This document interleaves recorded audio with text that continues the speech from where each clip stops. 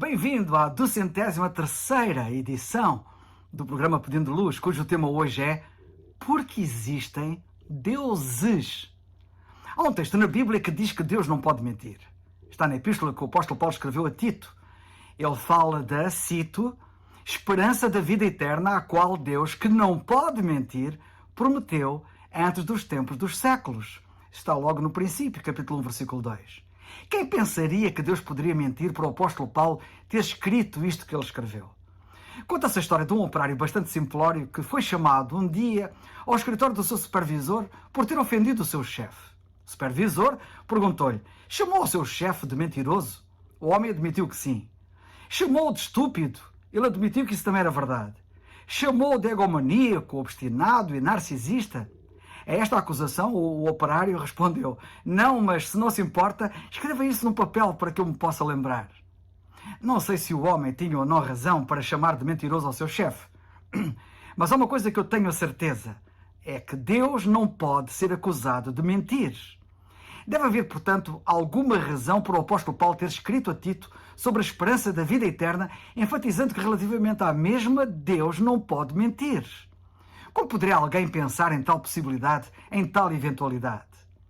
Mas por que razão o apóstolo Paulo teria usado este argumento para afirmar e asseverar a integridade e a respeitabilidade de Deus?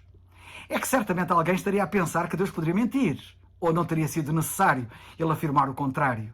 E é claro que não era Tito que assim pensava. Se leres o capítulo 1 da epístola que o apóstolo Paulo escreveu a Tito, perceberás que este estava nesta altura na ilha de Creta, a ministrar a palavra de Deus aos cretenses que habitavam ali e que eram chamados cretenses. Ora, os cretenses, os habitantes da ilha de Creta, costumavam adorar o deus grego chamado Zeus, que diz a lenda mitológica tinha nascido naquela ilha de Creta.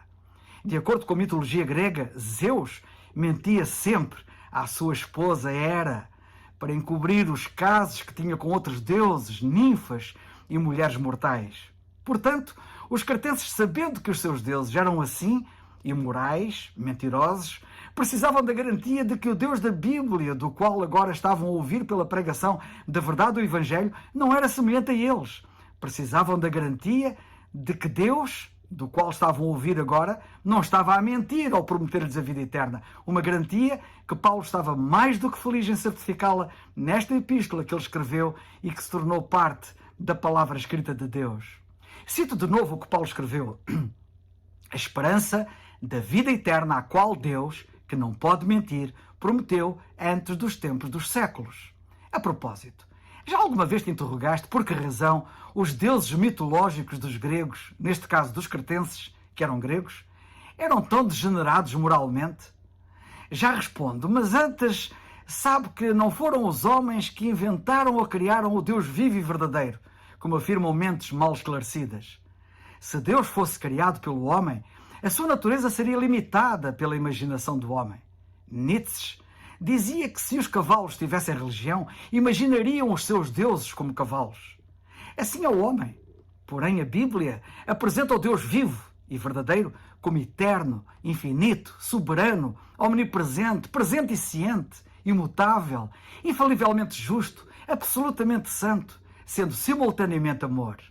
Nada pode ser comparado nas bibliotecas dos homens com a descrição sublime e exaltada que a Bíblia faz do Deus vivo e verdadeiro.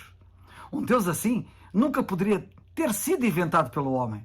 Todos os deuses inventados e imaginados pelos homens encontram-se num patamar bem abaixo, completamente diferente.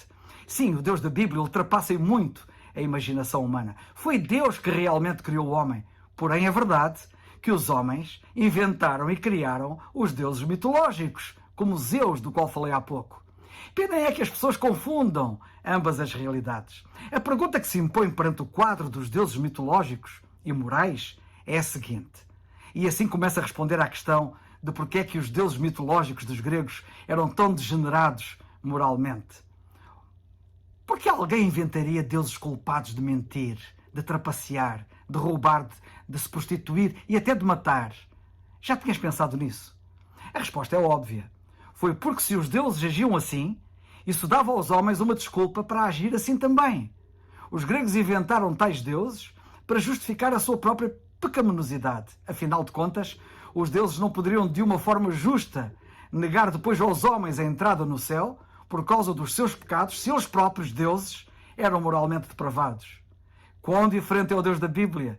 E isto é de facto uma das provas de que o Deus real, o Deus vivo e verdadeiro, não é invenção nem criação dos homens.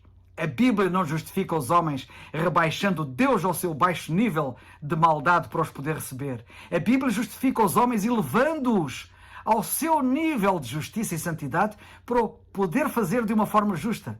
Quando o Senhor Jesus Cristo estava pendurado na cruz do Calvário, Deus fez o pecado por nós, lemos na Bíblia. É Ele que não conheceu o pecado, para que nele nós fôssemos feitos justiça de Deus, lemos na segunda carta aos Coríntios, capítulo 5, versículo 21. Ele levou os nossos pecados para nós podermos levar a sua santidade. Isto significa que quem crê em Cristo como seu Salvador obtém a própria justiça de Deus, a sua santidade, o que o habilita a entrar na sua presença um dia. É admirável saber que o próprio Deus não é mais justo do que tu és quando crês em Cristo como teu Salvador, pois ao creres és tornado justiça de Deus, diz a Bíblia, tão justo quanto Ele é.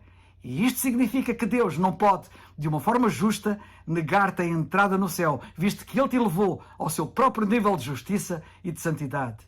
Já lhe agradeceste esta maravilha da sua graça para contigo? O que vais tu fazer agora? Continuar incrédulo? Não creias em mitologias, nem em crendices afins. Crê naquele que disse, eu sou a verdade, o Senhor Jesus Cristo. Como lemos em Atos, no capítulo 16, versículo 31, e tantas vezes termino assim, crê no Senhor Jesus Cristo e serás salvo. É o farol